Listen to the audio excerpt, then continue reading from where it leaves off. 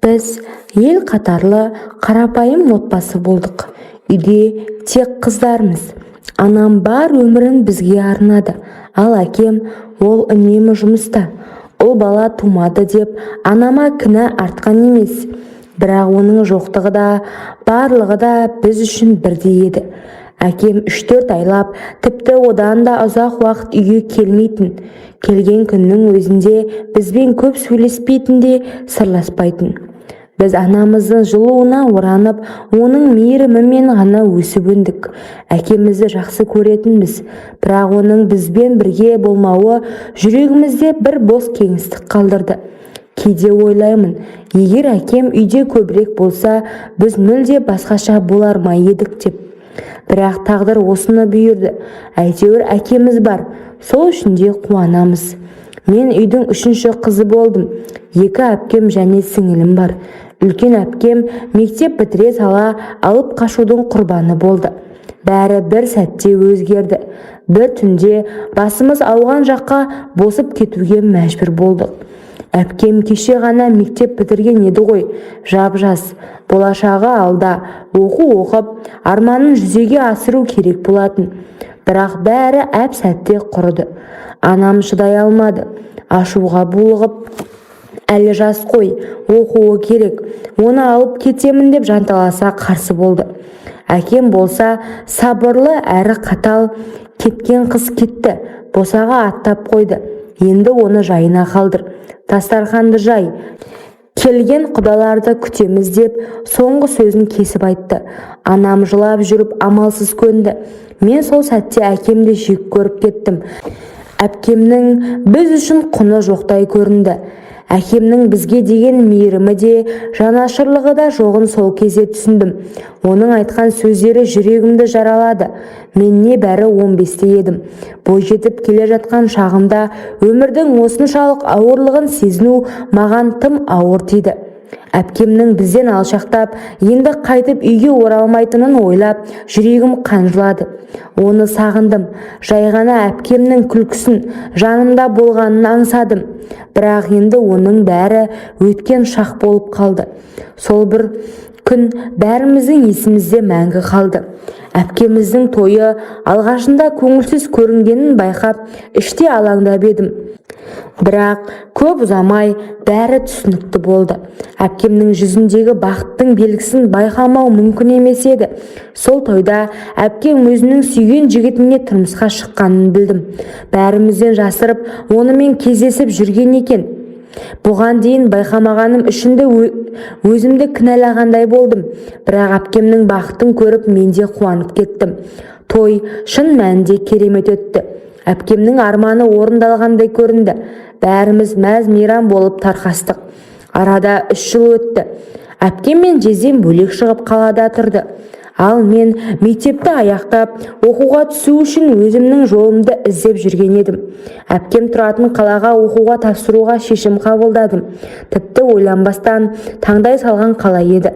Бірақ менің таңдауым дәл келді. Грантқа түсіп, сол қалада оқу бақыты бұйырды. Үйдегілер бұл жаңалыққа қуанды. Бірақ бәрінен де әпкемнің қуанышы ерекше болды. Ол маған дереу телефон соғып, «Жадок, жатақханаға жатпайсың, менің қасыма кел, жездең де сені шақырып жатыр, біздің үйде бол», деді шынайы қамқорлықпен. Анам да риза болды. Содан мен чемоданымды жинап, әпкем тұратын қалаға пойызбен аттандым. Вокзалда жездем күтіп алды. Оның жылы шырайлы күлкісі мен әзілдері менің көңілімді көтеріп жіберді. Осылайша мен әпкемнің отбасына жақын бола түстім. Жаңа өмірім осылай басталды. Алғашқы студенттік өмірім басталып кетті. Әпкем мен жездем мені ешқашан ақшадан қыспады. Барлық жағдайымды жасады. Әпкемнің тұңғышын қарайтын едім. Балаға қамқор болып жүргенімді көріп, жездем де маған ерекше жақсы қарады. Мүмкін сол үшін бе, әлде басқа бір себеп бар ма, оны алғашында түсінбедім. Көп ұзамай әпкем 2-ші баласына жүкті екенін білді. Бірақ оның жүктілігі қиын болды. Токсикозы қатты мазалады. Әпкем әлсіреп, жиі демалуға мұқтаж болды. Ал мен үйдегі шаруаны өз мойныма алдым. Сол кезден бастап жездемнің мінез құлқы өзгеріп шыға келді. Алғашында оның қалжыңы ма деп мән бермедім, бірақ ол маған ерекше назар аудара бастады. Бірде сабақтан шаршап келіп, бөлмемде ұйықтап қалған едім. Қатты шаршаған болуым керек, ештеңені сезбей терең ұйқыға кетіппін. Қапелімде жездемнің бөлмеге кіргенін де байқамадым. Аяқ дыбысынан да, есік ашылғанынан да оянбадым. Тек бір сәтте денемді біреу ұстағанын сезіп, шошып ояндым. Көзімді ашқанымда жездемнің менің жанында тұрғанын көрдім. Оның бет әлпетіндегі өзгеше жүз, қолдарының маған тигенін сезгенде бойымда қорқыныш билеп алды. Ол шегінбей, тіпті жақындай түсті. Түк түсінбей, үнсіз қалғанмен қатты дауыстап жібердім. Не істеп жатырсыз? Әпкеме айтып беремін деп айқай салдым. Жездем абдырап қалып, ештеңе деместен бөлмеден шығып кетті. Сол сәтте мен не істерімді білмедім. Бұл оқиға мені әрі шошытып, әрі намысыма тиді. Мен әпкеме бұл туралы айта алмадым. Себебі ол токсикозбен қиналып жүрген еді. Оған ауыр соғатынын білдім. Бірақ бұл оқиға менің жездеме деген барлық сенімімді жойды. Бірақ менің жаным шатасып, сезімдерім араласып кетті. Алғашында жездемнің сол әрекеті жүрегімді жаралап, қатты ашуланған едім. Бірақ уақыт өте келе, сол бір сәт есіме түскен сайын бойымда түсініксіз сезім оянатын болды. Оның мені асықпай ұстағаны, денеме тиген алақандары көз алдымнан кетпей, көңілімді мазалай берді. Бұл ойлар маған маза бермейтін, өзіме өзім ыза болдым. Неге мен бұл туралы ойлаймын? Неге сол бір сәтті қайта сезінгім келеді? Бұл сұрақтардың жауабын таба алмай, күндерім ауырлап кетті. Бір жағынан бұл дұрыс емес екенін түсіндім, бірақ екінші жағынан жүрегім басқа нәрсені қалағандай көрінді. 10 күн демалып келген әпкем токсикоздан айықпады. Екінші мәрте платный емханаға тағы жатты. Сол кезде мен өзіме ие болмай сезімге берілдім. Ашық киініп, жездемнің көзіне түстім. Ол да шөлдеп жүрген. Маған сүрекше жабысып бастады. Әйелді қалай жасау керек екенін білетін тарлан ғой. Ауырғаны соншалықты айқайлап жылап жібердім. Ол мені жаным деп сүйіп барады. Енді жасама деп жыладым. Қатты ауырып жатыр. Астымда әбден қанмен бүлінген. Бірақ жездем бір нәрсе берді. Осыны ішсең қояды, кәні ішіп ал деп су әкеп ішкізді. Жарты сағаттан соң мен сорлы қайтадан бастап таңға дейін жездеммен болдық. Одан кейін бала көтермейтін нәрсені де жездем әкеп берді. Оқуымды бітіргенше жездем екеуміз махаббат болып жүрдік. Әпкем ештеңе сезбеді. Оқудың соңғы курсында қыз-жігіттер болып көлдің жағасына қыдырып бардық. Көбінің жігіті бар. Тек ол кезде ешқандай жігітпен жүрмедім. Тек жездемді жақсы көргенім бар. Көлік жағасында іштік жедік. Жаман суды көп ішкенмен өзімді ұстай алмай әр жігітке жабыстым.